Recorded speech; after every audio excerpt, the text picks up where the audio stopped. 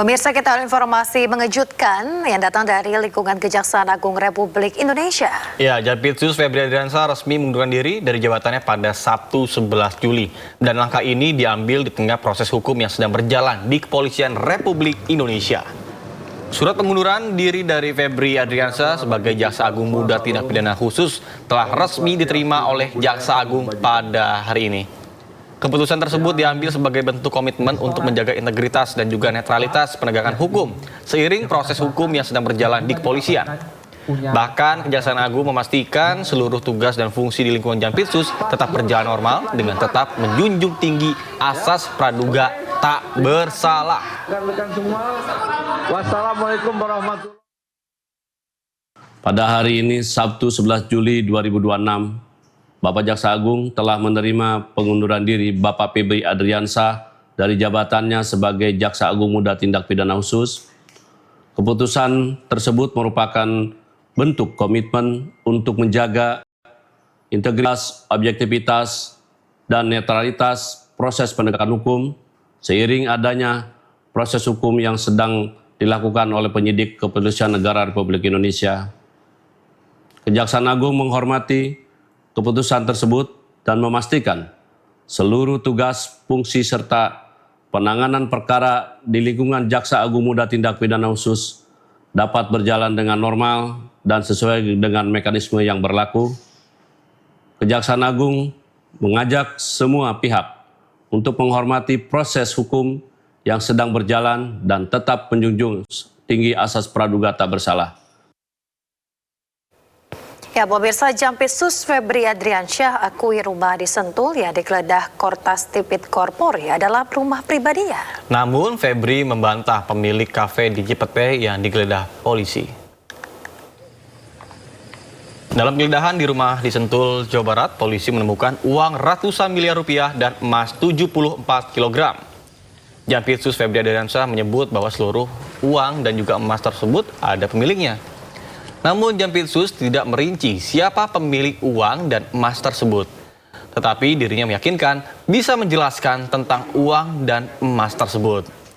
Namun Jampitsus Febri membantah kepemilikan Cafe Declan yang digeledah oleh kepolisian. Jampitsus Febri Adriansyah memastikan seluruh tugas termasuk penanganan perkara di Kejaksaan Agung tetap berjalan sesuai dengan SOP. Yang kedua tentang rumah Sentul, ya, itu memang rumah pribadi Jampitsus yang sudah sejak lama. Itu bisa dilihat bagaimana proses kepemilikan sejak awal, ya. Dan mengenai uang tadi kan sudah saya jelaskan yang ditemukan bahwa itu ada pemilik, ya, bahwa itu ada kegiatan, ada orang-orang juga terima kegiatan, itu bisa juga ditanya, kemudian juga ada beberapa kegiatan bangunan yang bisa dicek. Semua kami yakin dapat dipertanggungjawabkan dengan benar, tetapi tentunya tidak melalui forum seperti ini, melalui forum acara mungkin yang sudah sesuai prosedur hukum.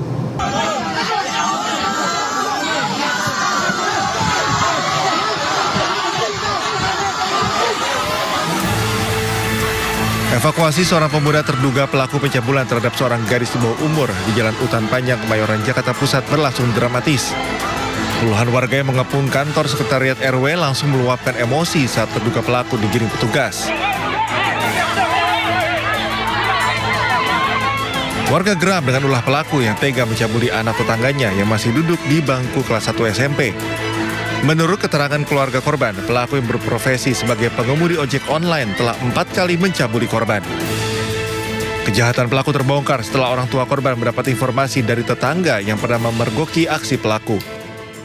Pelaku ini melakukan pelecehan. Dia melakukan pelecehan terhadap anak di bawah umur. Untuk usia korban 12 tahun, dia masih bersekolah. Tapi untuk saat ini masih dalam pengawasan kami. Akibat perbuatannya, pelaku dijerat dengan pasal pencabulan dan Undang-Undang Perlindungan Anak dengan ancaman hukuman 15 tahun penjara. Sementara untuk korban akan diberikan pendampingan psikologis oleh petugas Sat PPA guna memulihkan trauma. Dari Jakarta, Rani Sanjaya, iNews melaporkan.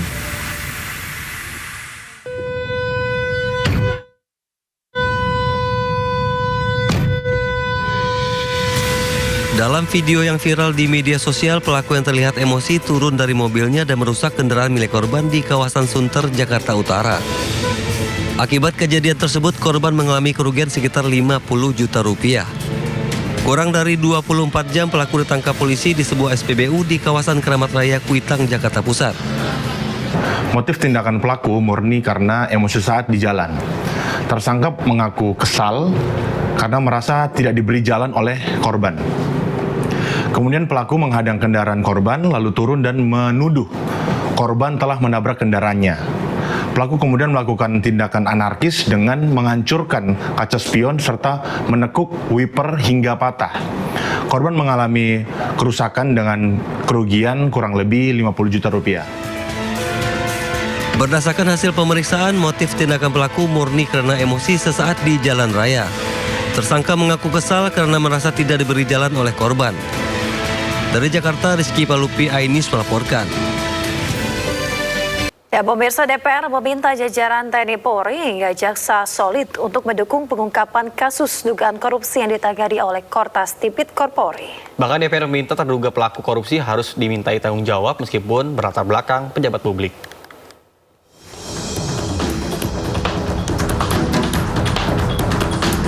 Komisi 3 DPR RI mendukung pengusutan kasus dugaan korupsi oleh Kortas Tipikor Mabes Polri.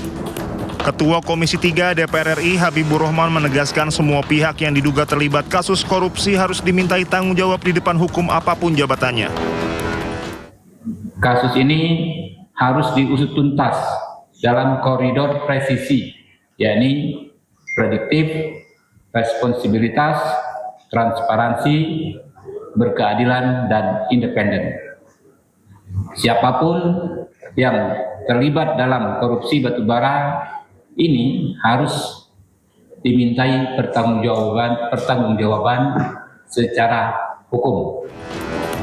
Sementara anggota Komisi 3 DPR RI, Sudesan Tandra, meminta jajaran TNI Polri hingga Jaksa Solid mendukung pengungkapan kasus dugaan korupsi yang ditangani Kortas Tipit Korpori. Menurutnya, terduga pelaku korupsi harus dimintai tanggung jawab meskipun berlatar belakang pejabat publik. Kepada TNI Polri untuk solid, Termasuk jaksa juga. termasuk jaksa, solid di belakang penyidik Kortas Tipikor untuk bagaimana mengungkap perkara ini seterang-terangnya, sejelas-jelasnya, dan memberikan informasi kepada masyarakat dan menghukum pelakunya seberat-beratnya. Tidak penting dia pejabat, dia pengusaha, karyawan, yang tinggi rendah semua sama di depan hukum, maka kami meminta agar ini harus ditegakkan setegak-tegaknya. Saat ini Polda Metro Jaya menjaga ketat barang bukti kasus korupsi batubara. Pengamanan dilakukan dengan personil bersenjata lengkap. Dari sejumlah lokasi yang digeledah, penyidik menemukan berbagai barang bukti berupa uang ratusan miliar rupiah, puluhan kilogram emas batangan, dokumen, hingga perangkat elektronik yang masih didalami keterkaitannya dengan perkara. Dari Jakarta, tim liputan iNews melaporkan.